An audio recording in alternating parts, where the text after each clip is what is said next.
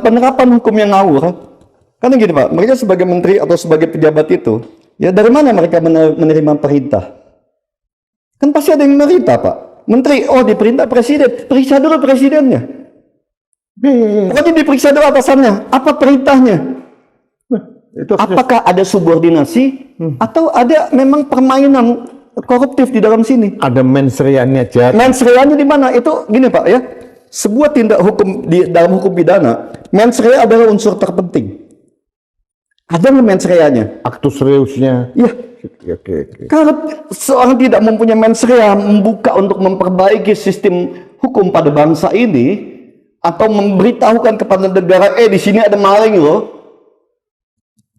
Ini tidak bisa dihukum Pak kalau dia tidak punya mensrea, apalagi kalau niatnya untuk memperbaiki bangsa ini.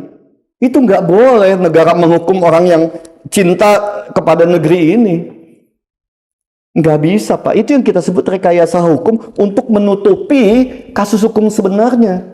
Nah permainan ini harus dibongkar semua kalau kita mau punya negara dengan sistem hukum yang baik. Mensrea itu adalah unsur terpenting dalam sebuah tindak pidana, pembuktian tindak pidana. Mensrea ini salah satu unsur terpenting. Makanya KUHP itu mengatur dengan sangat cermat, ya.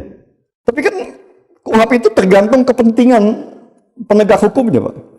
Kalau penegak hukumnya menganggap ini saya nggak usah pakai, saya koordinasi aja dengan kejaksaan atau pengadilan, mereka pun nggak bisa apa-apa. Kalau kekuatan rakyat itu solid dan bisa terjadi, Itu absurd. iya, manipulasi pemilu itu nggak akan terjadi Pak.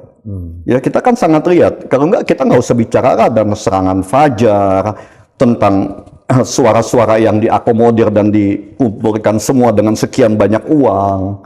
Ini kan karena yang saya selalu sampaikan kepada semua teman-teman termasuk pada Bapak ya. Kenapa penguasa selalu menjaga kebodohan dan kemiskinan pada masyarakat kita? Kan ini yang dipeliharakan ini Pak, kebodohan dan kemiskinan. Iya. Makanya kenapa dunia pendidikan itu sebisa mungkin tidak boleh berkembang. Karena rakyat nggak boleh pintar. Miris. Ya, rakyat yang cerdas, rakyat yang pintar membuat demokrasi manipulatif mereka tidak berjalan. Kan demokrasi ini hanya nama Pak. Sistemnya adalah jual beli suara karena kemiskinan dan kebodohan rakyat.